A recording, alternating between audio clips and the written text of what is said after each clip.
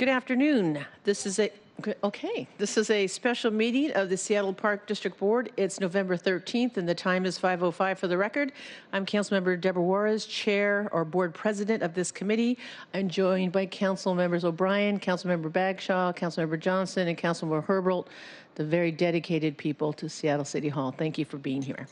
I understand we have a presentation today from the Park District. So the presentation from the Department of Parks and Recreation on the Seattle Park District midterm report. I understand you have an 8-page PowerPoint that we're going to go through.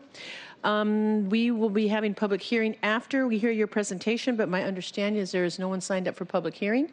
So we will just have the presentation, and for that, I'll hand it over to the people at the table to introduce yourself, and then we'll start. Oh, I'm sorry. You want to go ahead and read into the record now? Just go ahead. If there's no... if there's no objection? Will approve the agenda? Yes, can I approve the agenda? No objection. Okay, the agenda is now approved. Sorry, thank you. All right, with that, can we now read it into the record? Oh, excuse me. Yes. Item number 1, a resolution amending the 2018 Park District. No, I'm reading the wrong one. I don't have it. Do you have it? This is the Seattle Park District midterm report, agenda item number 1. Thank you, Councilmember Johnson. Such a versatile young man. Introduce yourselves. Tracy Ratz, Council Central Staff. And Christopher Williams, Interim Superintendent, Seattle Parks. Michelle Finnegan, Seattle Parks and Recreation. Okay, well, perhaps I'll jump right in there. So we recognize you've had a long afternoon, and this presentation has about a 10 or 11-minute run time. This is a briefing. No action is being requested at this time. I think by the number of people who are here to testify is consistent with the good news story that we think we have to share with you today. Next slide. We're here to talk about the Seattle Park District MidCycle Report, but first I'd like to provide a little context. As you know, the Seattle Park District was approved by the voters in 2014 as an ongoing funding source to provide ongoing funding and stable funding to maintain and operate and improve parks, community centers, pools, and other recreation facilities and programs. The intent when it was established wasn't about building brand new facilities or shiny new things, but was instead to focus on taking care of what we have. As such, the $50 million approximately each year is to provide Seattle Park and Recreation with funding that's intended to be deeply integrated into the overall budget of the department in order to meet our mission. The Park District fund source makes up about 8% of our operating budget and about 50% of our capital budget. Because the Park District exists in perpetuity as a taxing authority, there was understandably some concerns about accountability at the time of its passage. An interlocal agreement was entered into which included accountability mechanisms that included a 6-year planning cycle, regular reporting, a citizen oversight committee, as well as other principles on how the city would manage the district, compliance with other laws, establishing baseline levels of general fund support, etc. The midterm progress report is one of the accountability measures outlined in the interlocal agreement. I will focus today mostly on themes and lessons learned, but we'll want to provide a short summary of the finances. And as a refresher, through a thorough financial review of the Park District mid-cycle covering 2015 through 2017 was completed this past spring after the books were closed on 2017. The data gathered through the process informed that the 2019-2020 budget development process, which is the topic of the conversation next week. So we'll be back here same time next week to have a more in-depth conversation about the budget. But to quickly summarize, in 2015 through 2017, the Park District provided more than $34 million to support programming, maintenance and operations, and more than $73 million towards capital projects, which include both major maintenance and improvements to existing parks and facilities. Together, these investments provide critically needed support for previously underfunded services to help meet the needs of our changing community. This equated again to 8% of the operating budget and about half of our capital budget during this time. So some of the themes and lessons learned. The first two themes about performance management and related systems, Park District funding has allowed Seattle Parks to improve data systems, business processes, and staff development programs. These tools help us to manage the work more efficiently, assess and improve our back of office processes, and improve and make us better as we sort of grow and experience the use of Park District resources. A new asset management and work order system has been implemented as of January 1st, and more than 300 employees are using the system to track maintenance performed. On the recreational side, a new registration and facility booking system is scheduled to go live in about 2 weeks. These systems support our ability to make data-informed decisions. However, developing a robust performance management system takes time and is still ongoing. This is new muscle we're learning to use in the organization. I think the other theme is the impact of Seattle's growth. Increased density and redirecting maintenance employees to focus on encampment removal is having an impact on the park system that is sometimes hard to quantify. In the case of basic grounds maintenance, more people means increased cleaning frequencies. It means we may be cleaning a comfort station, what we refer to as an outdoor bathroom, 4 times a day instead of twice a day, which means we may be paying less attention to the horticultural imperatives around our work. Providing a aesthetically pleasing urban park system is a big part of what our staff is tasked to do.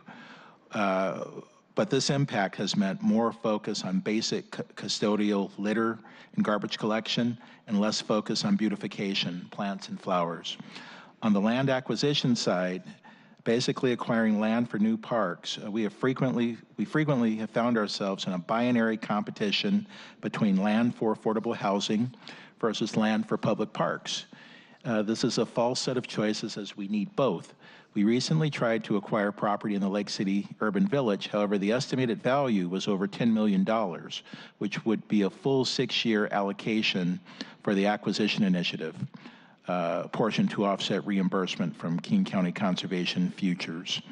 The last two themes, the Park District has generated much excitement as communities and stakeholders consider the prospect of having new community centers or park in their neighborhood. Although the Fix It First was a slogan of the Park District campaign, SPR feels increasing pressure from the community to deliver new recreation facilities and parks. There was a category of investment called Community Center Rehabilitation and Redevelopment. This was mostly to keep the community centers operational, new roofs, electrical systems. While we are committed to doing this, the public expectation really has been for brand new facilities. Just Oh, brief. sorry, I didn't. Go ahead, Councilmember Johnson. Thank you very much, Madam Chair.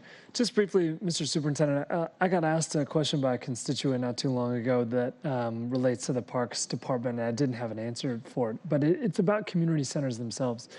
You know, we've got the community center model where we've got a specific number of hours that we intend each community center to be open on a weekly basis. And this constituent asked, well, you know, how come we're not in a position where we are opening community centers for more hours every week, but then charging things like athletic facilities or teams to be using some portion of that facility and then keeping it open for the rest of the community? The frustration there by this constituent was generally, if we've got community members who want to pay for that space, can't we take some of their resources and open it up to everybody? And the benefits are shared by all. The community members who can't afford to pay get access to a space that's being subsidized by somebody who can, and we all get more hours that may not exist today. I wonder if you were in my shoes when this impassioned individual cornered you at a farmer's market, what would your response have been? Well, first, I would agree with that person. However, I think the story is a lot more complex. So back in 2011, 2012, we modified the community center staffing model for community centers. Prior to 2011, every community center across the city had 5 staff. That allowed us to be open a minimum of 40 hours a week. Today, we have some community centers that are open 38 hours, 40 hours, 70 hours, and what that does is create this difference in hours. So What we are doing is when people are coming to a community center and they see people engaged in public recreation activity, but the doors are locked, we are basically communicating that we can't deliver 80 hours of community center program with 30 hours of staff, for example. So there's this conundrum where we have facilities that, for all intents and purposes, appear to be open, but they're not open for public use. They're only open for registered use because we don't have adequate staffing to have them open for the entire 40 hours. So that's one of the pressure points we are trying to manage. So the other theme is equity. Additionally, the Park District supports SBR goals around creating healthy people, healthy environment, and strong communities, and does so in a way that leads with a focus on equity. Through investments in community centers, athletic fields, urban forests, play areas, and recreation programs, we are better able to ensure that all community members have access to the best of our city. Investments in performance management is promoting accountability for all SPR goals, including those focused around equity. Both the Get Moving and Recreation for All initiatives provide funds, support, and spaces for recreation activities that are community-based and community-led. We have seen great returns on these investments and other Park District funded programs and numbers of community connections, participants, and community events. Park District funding also allows SPR to reduce barriers to participation by eliminating drop-in fees at community centers during operating hours and providing $400,000 a year in recreation scholarships, in addition to the existing scholarships for licensed childcare. So Seattle Parks has over $1 million in scholarships that we allocate to vulnerable families and children across the city. Funding is allocated, this next slide, programming level highlights and challenges. Funding is allocated to 4 investment areas. I'd like to bring your attention to a couple of highlights and challenges. There is a more full report that will be coming your way on the MidCycle Report. Maintaining park and facilities initiatives funds day-to-day maintenance of parks and facilities. We've implemented a 3rd shift crew. The Park District funds a new approach to preventative maintenance, the 3rd shift. This crew comprises journey-level tradespeople, electricians, painters, and carpenters. Essentially, what this 3rd shift crew does is go in overnight to do the kinds of things that a facility would need to be closed for maybe 2 weeks. Well, they get in there and they do the work at night and create sort of the seamless level of service level maintenance that happens. It was a great innovation.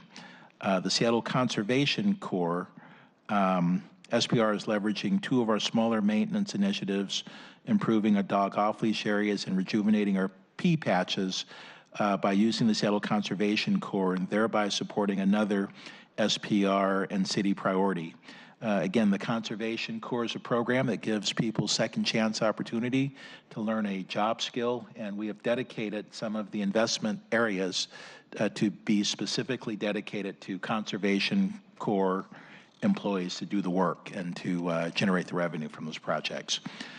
Fix It First. This initiative addresses park and recreation systems major maintenance needs and supports the Green Seattle Partnership effort to preserve our urban forests. This also focuses on community center stabilization projects that are intended to address critical major maintenance priorities at 8 community centers. However, the community had expectations that these projects would also address centers, more aesthetic look and feel of community centers. These stabilization projects include things like seismic retrofits and roofs and electrical systems, improve the building soundness. They allow us to keep the doors open, but include very few of the nice to have improvements the community center may have anticipated. In 2018, SPR engaged a consultant to further refine cost estimates for these stabilization projects before project design began. We are learning that these facility conditions have deteriorated significantly since the original cost estimates were made. Some were made back in 2008. Based on this information learned, through this evaluation, the scope of work to be completed by the end of 2020 may need to be adjusted and some project elements reprioritized. So what we're saying here is that some of the community center rehabilitation projects are costing more than we anticipated. Programs for people. This initiative supports community center operations. It funds programs, classes, services for the community. It focuses on providing access to recreation for all. Leveraging community partnerships is a big component of this area. 3 new Park District funded initiatives put approximately $600,000 per year in the hands of community organizations and individuals to provide culturally relevant, engaging programs and events and experiences. The Recreation for All and Get Moving supported culturally relevant programming for underserved populations. Essentially what we did here was recognize that there are a handful of communities across the city that we should be partnering with, and we use these grants to create seed money opportunities to leverage the numbers of people we serve with public recreation across the city with these grants. And these grants went out in the amount of $10,000 here and there to different communities across the city, and they really leveraged how many people we're serving through public recreation. Building for the future. This initiative prepares us for the future by developing new parks and acquiring new parkland. You may recall that the 2008 Park and Green Spaces levy provided funding for acquisition of new parkland, but did not provide funding for development. We are using the Investing for the Future initiative to invest in parks that we acquired in 2008 as land bank sites and making them complete, fully developed parks. In fact, we just opened one of those parks on 14th Avenue in Ballard. Yemenscap Park was our latest park opening. Next slide.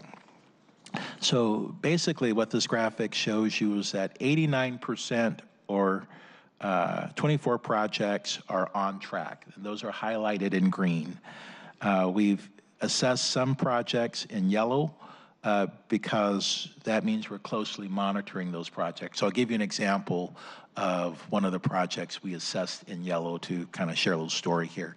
So last year in 2017, we were going to implement the class registration system, the new class registration system, or ActiveNet. This is the software that allows the public to register online for community centers. However, we thought with bringing on SRI, the city's new accounting system and budget system, that we should manage the level of complexity we were exposing the staff to and the public. So we decided to delay the implementation of class until this year. So class will go live on November 27th. And that's an example of where we made a conscious decision to delay a project. There's another example where the Office of the Waterfront is completing Pier 62 renovation. And you've heard about this.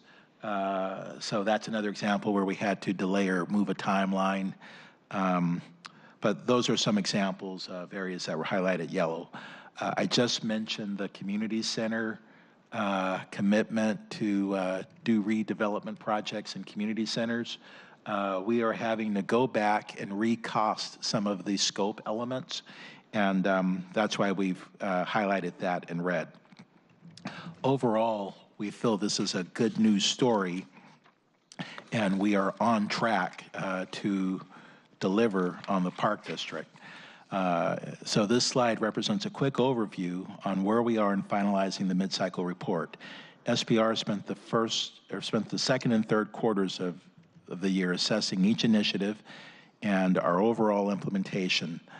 This included engagement with the Park District Oversight Committee, including 3 topic-focused areas, the financials, the themes, and the program level highlights and challenges. We briefed Mayor Durkin last week, and we're here today to brief you. And we will discuss the full midterm report with the Park District Oversight Committee in December, after which we will finalize and publish the report in a web-friendly format. So I'll pause right there for questions.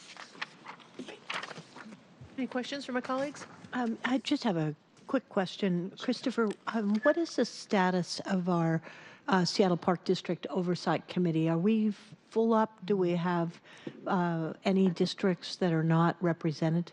Yes, so I think we're working, so we have two districts that are not represented. I know we're working with Councilmember Juarez on a representative from D5, and where's the other one? Councilmember Harrell. And then Councilmember Harrell has a position that we're working to ramp up on. Great, thank you for that. I know that while we were working leading up to our August 2014 date, there was a lot of concern about how do we believe you? People were concerned that maybe we would go off track, that we would not be living up to what the projects that we said we were going to, and like the fix it first that you mentioned earlier. But I would just like to say the importance of getting that oversight committee and the board full. And if you are having problems, let us know, because I think just for the sense of people knowing that we're being accountable and that in every district there's people who are looking. I think it's great. I appreciate you paying attention to that. Will do.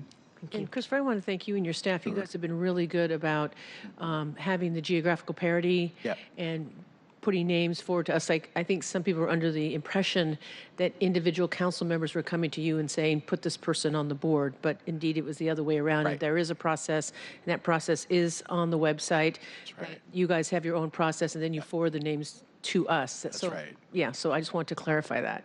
So thank you for doing that. I really appreciate it. Yeah. Thank you for your support. Good. Absolutely. So with that, is there any other questions or concerns my colleagues may have or want to bring up at this time? Are you about to adjourn? Yes, I am. Oh, well, then let me just say thank you. No. What, Miss Jody? We should probably just open the public hearing. She does need to do Okay, that. great.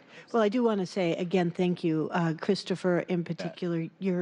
You and your folks are so responsive, and I know that, at least I can say for myself, there are a lot of times that I'm calling and asking for things to happen happen quickly. And I just want you to know I recognize the work, Thank you. and I appreciate the work, and I appreciate you very much. Thank you so much. So Appreciate you too. before I adjourn, I have to make the announcement that there is nobody signed up for public hearing.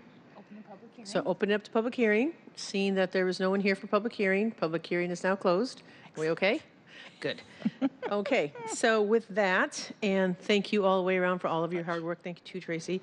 The next meeting of the Park District Board will be Monday at 2:30, and we will have a better, more in-depth briefing, and we'll have the report, or the analysis. Do the financial. The financial, I'm sorry, And the we'll do the financial budget piece. adoption that we need to do once the full Adoption. council adopts the base budget, yes. Okay, great. Okay, with that, we stand adjourned, and thank you, my colleagues, for showing up.